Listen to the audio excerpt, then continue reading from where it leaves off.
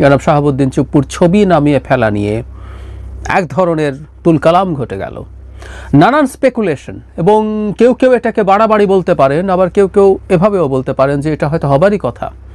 বাংলাদেশ অত্যন্ত ভলেটাইল একটা সিচুয়েশনের মধ্য দিয়ে যাচ্ছে, এবং এই সিচুয়েশনের মধ্য দিয়ে যাবার কারণে নানা রকম গুজব ডালপালা মেলবে, এটা খুবই স্বাভাবিক। শুধু সেটা না, এই রাষ্ট্রপতিকে সরিয়ে ফেলা নিয়ে নানান রকম আলাপ নানান জায়গায়, বা একটা চেষ্টাও হয়েছিল 5 আগস্ট পরবর্তী সময়ে। সুতরাং এটাকে খুব হেলাফেলা করার বিষয় না। কি ঘটেছিল সেটা নিয়ে একটু যদি বলি, বিবিসি বাংলা খুবই বিস্তারিত একটা রিপোর্ট করেছে।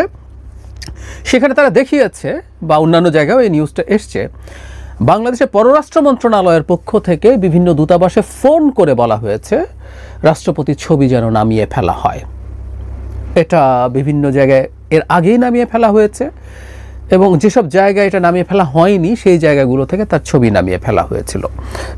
কারণ খুঁজতে গিয়ে বিবিসি বাংলা রিপোর্ট বলছে, একটা সূত্রের বরাতে পরিবেশ উপদেষ্টা সৈয়দা রিজওয়ানা হাসান জেনেভায় গিয়েছিলেন, এবং সেখানে বাংলাদেশ দূতাবাসে জনাব শাহাবুদ্দিনের ছবি দেখে তিনি ক্ষুব্ধ হন, এবং তিনি জানান যে এটা তিনি পররাষ্ট্র মন্ত্রণালয়কে জানাবেন। তিনি ফিরে আসার পরই ঘটনাটা ঘটল। এটা খুবই ইন্টারেস্টিং একটা ব্যাপার। তিনি সাংবাদিকদের সাথে যখন কথা বলছেন তখন তিনি এই প্রশ্নটার জবাব আসলে দেননি। তিনি র্যাদার বলেছেন এই ছবি সরানো নিয়ে যে এটা নির্বাচনকে প্রভাবিত করছে না। যাই হোক, এখন প্রশ্ন হচ্ছে রাষ্ট্রপতির ছবি কি থাকা জরুরি দূতাবাসে? বাংলাদেশের বিভিন্ন অফিস এবং দূতাবাসে শেখ মুজিবুর রহমানের ছবি থাকার আইন আছে। এর বাইরে আসলে আর তেমন কোনো আইন নাই, কিন্তু প্রধানমন্ত্রীর ছবি থাকা এগুলো নির্দেশনা আছে। এবং আমি এই রিপোর্টে, আপনার রিপোর্টটা পড়ে নিতে পারেন, খুবই বিস্তারিত ভালো একটা রিপোর্ট। তারা সেখানে যেটা দেখাচ্ছেন, বিভিন্ন রাষ্ট্রের দূতাবাসে প্রেসিডেন্টের, মানে আমাদের তো আসলে রাষ্ট্রের প্রধান 1 নম্বর ব্যক্তি তো আসলে রাষ্ট্রপতি, তার ক্ষমতা যেমনই থাকুক না কেন, প্রধান যিনি রাষ্ট্রের প্রধান তার ছবি টাঙিয়ে রাখার একটা কাস্টম বা নর্ম আছে। বাংলাদেশের দূতাবাসগুলো সম্ভবত এই নর্মটা ফলো করছিল। এখন নানান প্রশ্ন এসে হাজির হয়েছে। আমরা ধরে নিলাম যে যেটা আইনের পার্ট না, সরকার সেটা থেকে মুক্ত হতে চাইছে। যদি সেটা হয়ে থাকে, সবচেয়ে জরুরি যে প্রশ্ন, ফোন করে কেন এটাকে সরাতে বলতে হবে? এটা একটা অফিসিয়াল অর্ডার, এবং এই অফিসিয়াল অর্ডারটা লিখিতভাবেই যেতে পারতো। তার চাইতেও জরুরি কথা, যখন প্রচুর শোরগোল হচ্ছে, প্রচুর আলাপ আলোচনা হচ্ছে, প্রচুর স্পেকুলেশন হচ্ছে রাষ্ট্রপতিকে কি সরিয়ে ফেলা হচ্ছে, এই আলাপ, এবং রাষ্ট্রপতিকে সরিয়ে ফেলার সাথে সেনাপ্রধানকে সরিয়ে ফেলার আলাপ অনেকে জুড়ে দেন। আমি সেই জায়গায় আসবো, সেই সময় আসলে কি হচ্ছিল সেটা নিয়ে। তো সেটা নিয়ে সরকারের কোনো রকম কোনো ব্যাখ্যা, অফিসিয়াল ব্যাখ্যা আমি অন্তত এই ভিডিওটা রেকর্ড করার সময় পর্যন্ত পাইনি। নানান সূত্রের বরাত, এটা সেটা নানানভাবে বলা হচ্ছে। এখন জনাব শাহাবুদ্দিন মানুষ কেমন, তিনি আওয়ামী লীগের লোক কিনা? নিশ্চিতভাবেই তাই। এবং শুধু সেটা না, আওয়ামী লীগ রাষ্ট্রপতি হিসাবে এমন মানুষকে চুজ করেছে, আমরা যখন তাকে চুজ করা হয়েছিল তখনই বলেছিলাম যিনি শেখ হাসিনার একনিষ্ঠ ভক্ত, একনিষ্ঠ ভৃত্য, এরকম মানুষকেই রাষ্ট্রপতি হিসাবে নিয়োগ করা হবে। মানে তিনি শেখ হাসিনাকে কদমবুসি করতে পারেন না, কিছুদিন ধরে খেয়াল করছেন। একটা ইন্টারভিউতে তিনি বলছেন সেটা তার কাছে খুব খারাপ লাগছিল। এটা আসলে পরে বুঝতে পারেন যে তাকে রাষ্ট্রপতি করা হবে সিদ্ধান্ত তখন তিনি নিয়েছেন বলে তার আর কদমবুসি গ্রহণ করছেন। একজন রাষ্ট্রপতি হওয়ার পরে এই ধরনের আলাপ তিনি করছেন। তার সম্পর্কে নতুন করে বলার কিছু নাই, কিন্তু তার সব কিছুর পরও বাংলাদেশের একটা সাংবিধানিক স্টেবিলিটির স্বার্থে তাকে রাষ্ট্রপতি হিসেবে রাখা হয়েছে। এটা ঠিক আছে, কিন্তু তাকে যদি এখন ছবি সরানো শুধু ছড়ানোর কারণেই হয় সেটা একদিক, কিন্তু যে বললাম একটা কনটেক্সট আছে, সেই কনটেক্সটে আসছি। 5 আগস্ট পরবর্তী সময়ে রাষ্ট্রপতিকে সরানোর জন্য বিভিন্ন রকম চেষ্টা হয়েছে। রাষ্ট্রপতি কেন সমস্যা সেটাই আসবো, কিন্তু আমরা খেয়াল করেছি প্রবাসী খুব গুরুত্বপূর্ণ অনলাইন ইনফ্লুয়েন্সাররা দফায় দফায় রাষ্ট্রপতির বিরুদ্ধে কথা বলেছেন। শুধু সেটা না, বোধ করি তাদের প্রভাবেই, তখনও এনসিপি হয়নি, ছাত্রদের দুটো সংগঠন ছিল, বৈষম্য বিরোধী ছাত্র আন্দোলন, আর এটা অবশ্য ছাত্রদের না, ইয়াং প্রফেশনালদের জাতীয় নাগরিক কমিটি, তারা কম্বাইন্ডলি শহীদ মিনারে রাষ্ট্রপতির অপসারণের জন্য একটা আলটিমেটাম দিয়েছিলেন। কিন্তু সেটা শেষ পর্যন্ত হয়নি, এবং মোটামুটি স্পষ্টভাবেই বিএনপি রাষ্ট্রপতি অপসারণের বিরুদ্ধে অবস্থান নিয়েছিল। তো রাষ্ট্রপতিকে সরানোর একটা চেষ্টা তো ছিল, এবং রাষ্ট্রপতির সাথে সেনাপ্রধানকে সরিয়ে ফেলতে হবে, এই আলাপগুলো ক্রমাগত এসছে। এখন রাষ্ট্রপতিকে রাখা নিয়ে রাখার বিরুদ্ধে নানান রকম যুক্তি, কুযুক্তি, এগুলো কোনো যুক্তি না, দেয়া হচ্ছিল। হ্যাঁ, তিনি আওয়ামী লীগের লোক, তাকে সরিয়ে দেওয়া যেতে পারত। এখনও সরানো নিয়ে নানান রকম কনস্টিটিউশনাল আলাপ হয়, তখনও হচ্ছিল। যেমন ধরুন, রাষ্ট্রপতি তো স্পিকারের কাছে পদত্যাগপত্র দেওয়ার কথা, স্পিকার তো নাই, তিনি রিজাইন করেছেন সংবিধান অনুযায়ী। আমি আর্টিকেল ধরে ধরে বলছি না, সব কনস্টিটিউশনে আছে, যে কেউ দেখে নিতে পারেন। আবার এটাও আছে যে তার পদত্যাগ করলেও তিনি পরবর্তী স্পিকার আসা পর্যন্ত তিনি কার্যত স্পিকার হিসাবে দায়িত্বে থাকবেন। এইসব টেকনিক্যালিটিসের প্রয়োজন নেই। আমি মনে করি রাষ্ট্রপতি স্পিকার না, যে কারো কাছে পদত্যাগপত্র ধরুন প্রধান বিচারপতি দিয়ে চলে গেলেন, নতুন রাষ্ট্রপতি আসলো, এগুলো আমরা পরে র্যাটিফাই করে নিতে পারবো। এই সরকার আসলে অনেক কিছুই আগামীতে কনস্টিটিউশনে র্যাটিফাই করতে হবে, সুতরাং ওটা মেজর ইস্যু না। কিন্তু প্রশ্ন হচ্ছে, রাষ্ট্রপতিকে সরানোর জন্য যুক্তি দেওয়া হচ্ছিল তিনি নাকি জরুরি অবস্থা জারি করে দেবেন।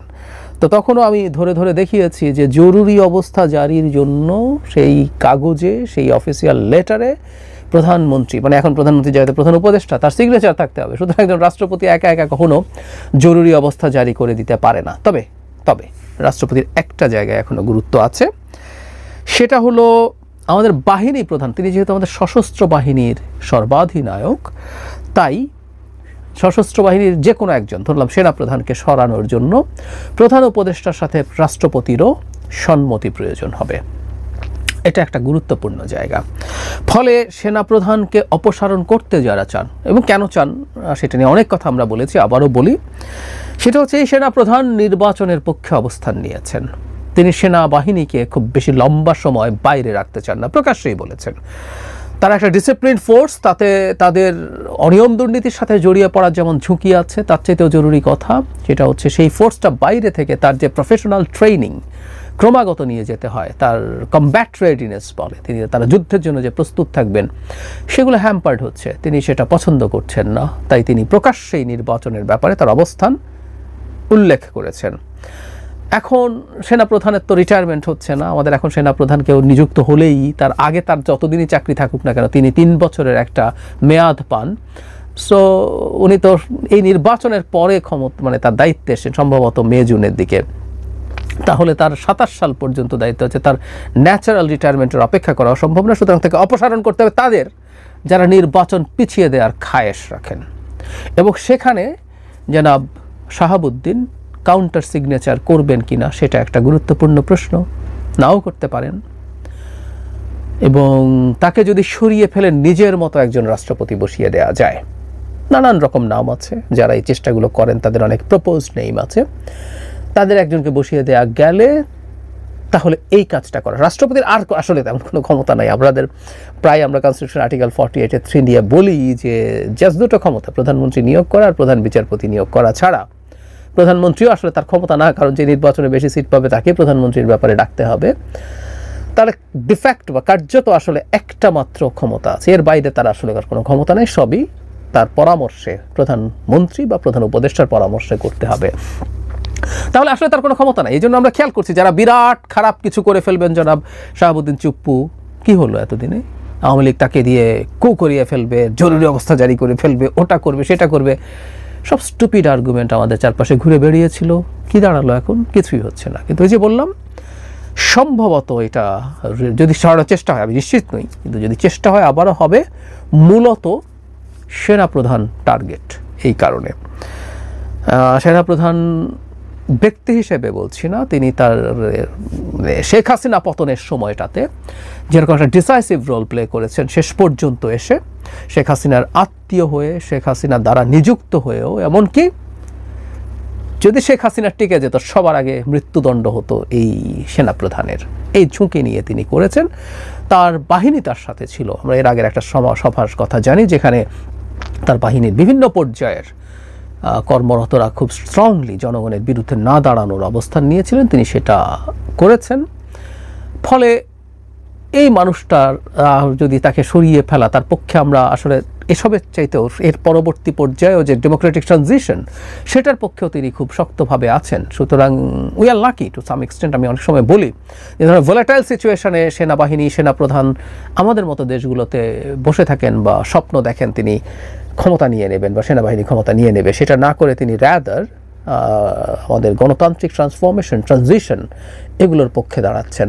সেই কারণে আসলে আমরা তাকে সমর্থন করছি। এটা কোনো ব্যক্তিগত ইস্যু না, আমাদের গণতন্ত্রের স্বার্থেই এই সেনাপ্রধান থাকা দরকার। সো রাষ্ট্রপতিকে সরিয়ে ফেলার আলাপ আবার আসবে কিনা জানি না, চেষ্টা আছে কিনা জানি না, এই কথা আমি 5 আগস্ট পরবর্তী সময়ে বলছি, বাংলাদেশ এমনই একটা ভলেটাইল সময়ের মধ্যে দিয়ে যাচ্ছে, কোনো খুব খারাপ কিছু হওয়ার সম্ভাবনা যদি 5%, 3%, 2%ও থাকে, সেটা নিয়ে আমাদের আলাপ করা দরকার। এবং এই ধরনের কোন নড়াচড়া যদি আমরা দেখি, সেটার বিরুদ্ধে আমাদের তার জায়গা থেকে, কেউ কেউ রাজনৈতিক দল আছে, পাওয়ারফুল বড় দল আছে, তারা তাদের জায়গায় করবেন, তারা তাদের কিভাবে ডিল করবেন সেটা তারা জানেন।